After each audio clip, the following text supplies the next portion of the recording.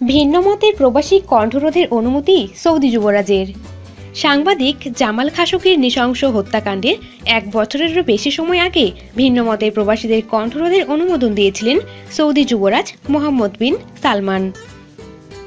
এ লক্ষ্যে তাদের মুখ বন্ধ করে দিতে একটি গোপন ক্যাম্পেইনের অনুমোদন দেন তিনি।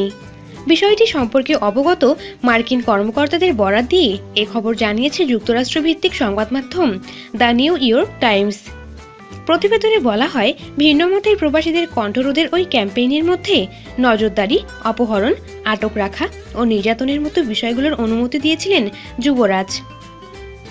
সৌদি আরবের এই প্রচেষ্টা সংক্রান্ত গোয়েন্দা প্রতিবেদন হাতে পেয়েছেন যুক্তরাষ্ট্রের এমন একাধিক কর্মকর্তা দ্য নিউ ইয়র্ক টাইমসকে বিষয়টি নিশ্চিত করেছেন। তবে এ বিষয়ে কোনো মন্তব্য করতে অস্বীকৃতি জানিয়েছেন সৌদি কর্মকর্তারা। সৌদি যুবরাজের এই উদ্যোগকে সৌদির র্যাপিড ইন্টারভেনশন গ্রুপ হিসেবে উল্লেখ করেন মার্কিন কর্মকর্তারা। 2018 সালে এই গ্রুপটির শিকারে পরিণত হন নারী অধিকার নিয়ে আওয়াজ তোলা একজন বিশ্ববিদ্যালয় শিক্ষক। তারা ওই নারীকে আত্মহত্যার প্ররোচনা দিয়েছিল।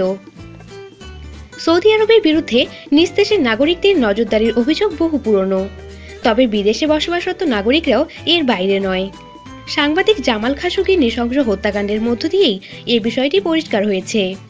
ওই হত্যাকাণ্ডকে কেন্দ্র করে এ মাসেই সৌদি আরবে $40 কোটি বিনিয়োগ তহবিল ফিরিয়ে দিয়েছে যুক্তরাষ্ট্রভিত্তিক হলিউড ফার্ম এনভেডার ট্যালেন্ট এজেন্সি। রিয়াদের সঙ্গে প্রতিষ্ঠানটির চুক্তিও বাতিল করা হয়েছে। এনভেডারকে সমৃদ্ধ করা এবং এর কাজের মধ্য দিয়ে সৌদি আরবের অর্থনীতিকে বহুমুখী করার লক্ষ্য নিয়ে ওই তহবিল বিনিয়োগ করেছিল রিয়াদ। ক্রীড়া ও চলচ্চিত্র নির্মাণ সহ বিভিন্ন ক্ষেত্রে কাজ করে থাকে এনডেভার। গত বসন্তে যুক্তরাষ্ট্র সফরের সময় সৌদি যুবরাজ মোহাম্মদ বিন সালমান বেশ কয়েকজন মার্কিন রাজনীতিবিদ ও ব্যবসায়ী নেতার সঙ্গে সাক্ষাৎ করেন। সৌদি আরবের পাবলিক ইনভেস্টমেন্ট ফান্ডের উন্নয়ন এবং তেলের উপর দেশটির নির্ভরতা কমাতে চুক্তির ব্যাপারে আগ্রহ প্রকাশ করেন তিনি। গত বসন্তে এনডেভার ফার্মের প্রধান এরিয়াল এমানুয়েলকে বিনিয়োগ তহবিল দিয়েছিল সৌদি আরব। এর মধ্য দিয়ে সৌদি যুবরাজ মোহাম্মদ বিন সালমান, ডিজনির প্রধান নির্বাহী রবার্ট ইগের এবং অ্যামাজন প্রতিষ্ঠাতা জেফ বেজোস একত্রিত হয়েছিলেন। তবে 2018 সালের অক্টোবরে সৌদি অনুসন্ধানে সাংবাদিক জামাল খাশোগির হত্যাকে কেন্দ্র করে রিয়াদকে এ তহবিল ফিরিয়ে দেয় এনডেভার।